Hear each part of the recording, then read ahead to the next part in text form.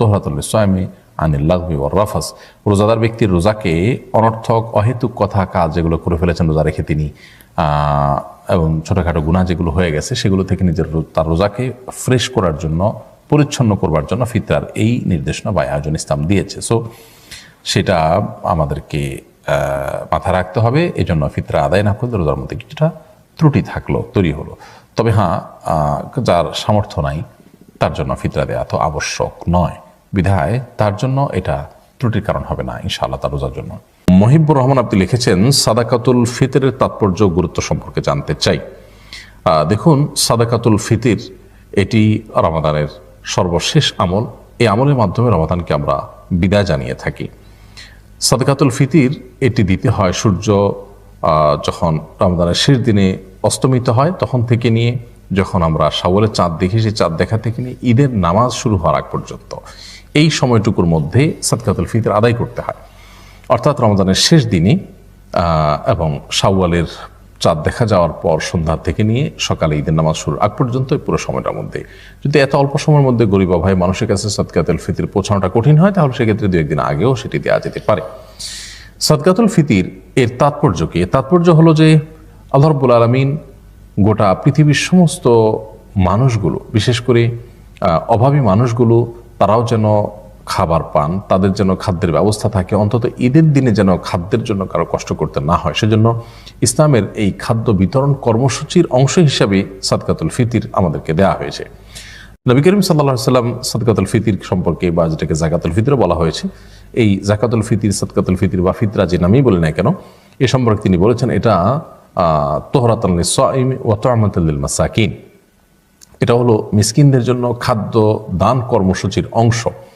অর্থাৎ ঈদের দিনে আমরা যে আনন্দ করব, আমরা যে উৎসব করব, আমরা যে ফুর্তি করব, আমরা যে ঈদের আনন্দে মেতে উঠব, তার আগে গরিব অভাবী মানুষের খাবার পৌঁছে দিয়ে তাদেরও যেন আনন্দের বন্দোবস্ত আমরা করি, সেই নির্দেশনা ইসলাম আমাদেরকে দিয়েছে। ইসলামের যে ঈদ বা উৎসব, সেটির সাথে অন্য সাধারণ উৎসবগুলোর একটা বড় ধরনের পার্থক্যের জায়গাটা এখানে আমরা দেখতে পাই। যে অন্যান্য উৎসব সময়ে শুধুমাত্র ভোগ আছে, উল্লাস আছে, সেখানে নানা রকমের আয়োজন আছে যেগুলো শুধুই ব্যক্তির নিজের জন্য। ইসলাম আমাদেরকে যে উৎসব দিয়েছে সেখানে দুটি উৎসবের দুটিতেই আমরা দেখেছি যে গোশত কোরবানির সময় আর ফিতরা আপনার ঈদুল ফিতরের সময় আমরা গরিবের বাসায় পৌঁছে দিয়ে তারপর নিজেরা আনন্দ করছি, ঈদগাহে যাচ্ছি, ঈদের নামাজ পড়ছি। তার মানে শুধু ভোগ নয়, বরং ভোগের পাশাপাশি ত্যাগের মহিমা যেন উজ্জীবিত হয় মানুষ, সে শিক্ষা ঈদুল ফিতর এবং ঈদুল আজহা আমাদেরকে দেয়। এবং ঈদুল ফিতর উপলক্ষে যে ফিতর আমরা দিয়ে থাকি সেখানে এই গুরুত্বপূর্ণ দিকটি রয়েছে। আরেকটি বিষয় হলো যে রমাদানে সিয়াম পালন করতে গিয়ে আমাদের ছোটোখাটো ভুল ভ্রান্তি হয়ে যায় আমাদের নিজের অজান্তেও। সেই ভুল ভ্রান্তিগুলো থেকে আমাদেরকে মুক্ত করবার জন্য এটা একটা আয়োজন। এই জন্য নবী সাল্লাল্লাহু আলাইহি ওয়াসাল্লাম এটাকে বলেছেন যে তোহরাতুল লিস-সাইমি আনিল লাগবি ওয়ার রাফাস। রোজাদার ব্যক্তি রোজা রেখে যে সমস্ত অহেতুক অনর্থক কথা বা ভুল কাজ করে ফেলেন নিজের অজান্তে বা ছোটোখাটো ভুল ভ্রান্তি হয়ে যায়, সেগুলো থেকে তাকে পরিচ্ছন্ন করবার জন্য, তার রোজাটাকে রিফাইন করবার জন্য, ফ্রেশ করবার জন্য এই আয়োজন দিলে সেটি হয়ে যায়। তো এই জন্য একদিকে নিজের রোজাকে পরিচ্ছন্ন করবার জন্য, দ্বিতীয়ত অভাবী মানুষদের খাদ্য দানের জন্য কিন্তু ফিতরার এই ব্যবস্থাপনা ইসলাম রেখেছে এবং এটি ওয়াজিব করেছে, আবশ্যক করেছে। সো এটি আমাদের প্রত্যেকেরই আদায় করা কর্তব্য। এবং যখন আমরা কেউ সমর্থবান হব, যাকাত দেওয়ার মতো সম্পদের মালিক হব, তখন নিজেদের তরফ থেকে বটে, নিজের পরিবারের সমস্ত সদস্য, এমনকি নাবালিগ ছোট বাচ্চা থাকলে তারা, আমাদের অধীনস্থ যারা থাকে, আমাদের একান্নভুক্ত যারা, তাদের সবার তরফ থেকে পরিবারের কর্তা ব্যক্তির ফিতরা আদায় করা আবশ্যক। ফিতরা হিসাবে তারা গরিবদেরকে খাদ্য দিবেন। অনেক উলামার মতে খাদ্যের বিপরীতে যদি টাকা দেওয়া হয় খাদ্য কেনার জন্য, তাতেও ফিতরা আদায় হয়ে যাবে, যেটা আমাদের উলামা ইকরামের মত এবং আরো অনেক উলামাদের মত। যদিও আরো উলামা ইকরামের ক্ষেত্রে ভিন্ন মত পোষণ করেন এবং তারা মনে করেন যে ফিতরা হিসাবে শুধুমাত্র খাদ্য দিতে হবে, যেহেতু হাদিসে খাদ্য এটা আলাদা করে স্পেসিফিকলি বলা আছে।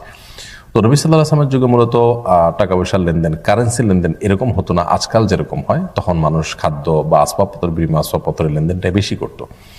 তো এখন গরিবের জন্য টাকা পয়সা দিলে সে তার পছন্দ মতো খাদ্য কিনে নিতে পারে, সেজন্য টাকা দিলেও ফিতরা আদায়ই হবে। তবে সরাসরি হাদিসের উপরে যদি কেউ হাদিসে যা আছে হুবহু সেটার উপর আমল করতে চান, তাহলে খাদ্য দেওয়া যেতে পারে। এবং সেক্ষেত্রে আমরা চাল দিয়ে দেই, গম দিয়ে দেই, আটা দিয়ে দেই, কিংবা কিশমিশ দিয়ে বা যেটা দিয়ে দেই না কেন, এর পাশাপাশি আমরা যদি গরিব দুঃখীদের জন্য আমাদের দেশীয় ট্র্যাডিশন অনুযায়ী সেমাই বা অন্যান্য জিনিসপত্র, মুরগি ইত্যাদি, চিনি ইত্যাদি কিনে দেই, তাহলে সেক্ষেত্রে তাদের ঈদের আনন্দটা ষোলকলা পূর্ণ হবে। যদিও সেটা আবশ্যক নয়, সেটা ঐচ্ছিক দানে পরিণত হবে, অর্থাৎ আবশ্যক হবে শুধুমাত্র যে মূল ফিতরা সেটা হতে পারে চাল, হতে পারে গম, হতে পারে আরও যে সমস্ত খাদ্যগুলোর কথা হাদিসে আছে সেগুলো কোনো একটি। হাওলাতে জানতে চেয়েছেন, আমি সপরিবারে শহরে থাকি, আমার গ্রামের বাড়ি থেকে ফিতরা আদায় করলে আদায় হবে কিনা? আদায় হয়ে যাবে যে কোনো জায়গা থেকে।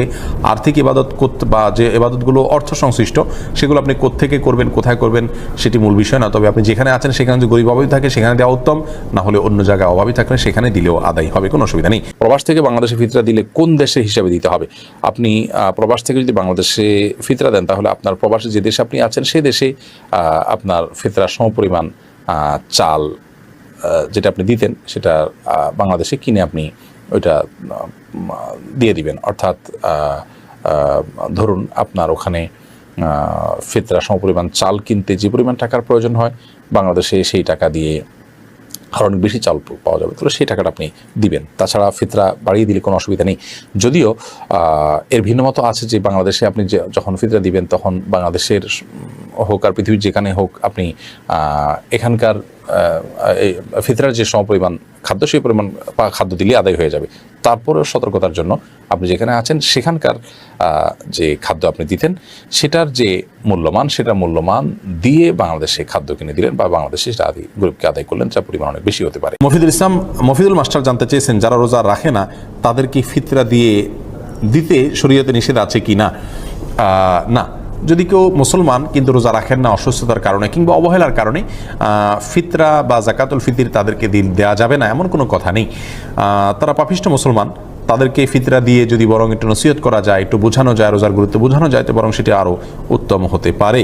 সাদকাতুল ফিতর কি শিশু সন্তানের পক্ষ থেকেও দিতে হবে? উত্তর হলো হ্যাঁ, সাদকাতুল ফিতর শিশু সন্তানের পক্ষ থেকেও দিতে হবে এবং আপনার পরিবারের সদস্য দুগ্ধপোষ্য শিশু যদি হয় তার তরফ থেকে আপনি সাদকা ফিতর দিবেন। যদিও সে রমাদান ও সিয়াম পালন করছে না, কিন্তু তার পক্ষ থেকে সাদকা ফিতর আপনি পরিবারের কর্তা হিসাবে আদায় করবেন এবং আপনি যা আদায় করবেন শিশু সন্তানের পক্ষ থেকেও তাই আদায় করবেন। তবে শিশুর যদি নিজস্ব সম্পদ থাকে সেখান থেকে আপনি সাদকা ফিতর আদায় করতে পারবেন।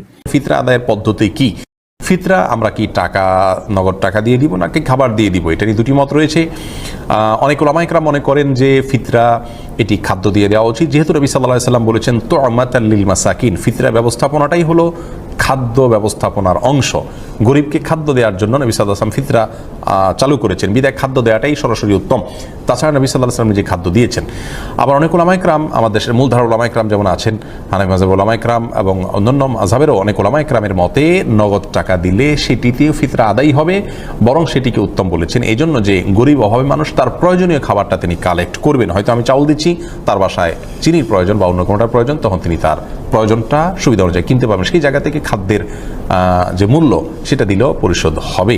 নবী সাল্লাল্লাহু আলাইহি ওয়াসাল্লাম যুগে খাদ্য দেওয়া হতো, কারণ তখন আসলে কারেন্সি দিয়ে কেনা বেচার প্রচলন খুবই কম ছিল। তখন মূলত দ্রব্যের বিনিময়ে দ্রব্যের কেনাবেচা হতো, যার কারণে কেউ চাউল পেলে চাউল দিয়ে আটা কিনতে পারতেন। কিন্তু এখন সেই সময়টা নয়, এখন পৃথিবীতে কারেন্সি দিয়ে লেনদেন হয়ে থাকে। সেই জায়গা থেকে গরিবের জন্য অধিকতর উপযোগী নগদ টাকা দেওয়া। এই দ্বিতীয় মতের সপক্ষের উলামা ইকরামের বক্তব্য অনুযায়ী নগদ টাকা দিলেও ফিতরা আদায় হয়ে যাবে।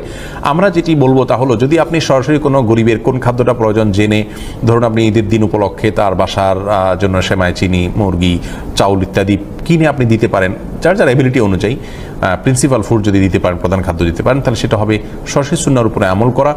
কিন্তু আপনার খাবার দেওয়াটার কারণে তার খাবার, এক ধরনের খাবার বেশি হয়ে যেতে পারে এমন যদি হয়। আমরা অনেক দেশে দেখি, যেমন সৌদি আরবে এত বেশি পরিমাণ চাউল অভাবী মানুষরা পান যে এই চাউলগুলো তারা পরে অর্ধমূল্যে বিক্রি করে দেন। তো এখানে গরিবের হক বরং আরও নষ্ট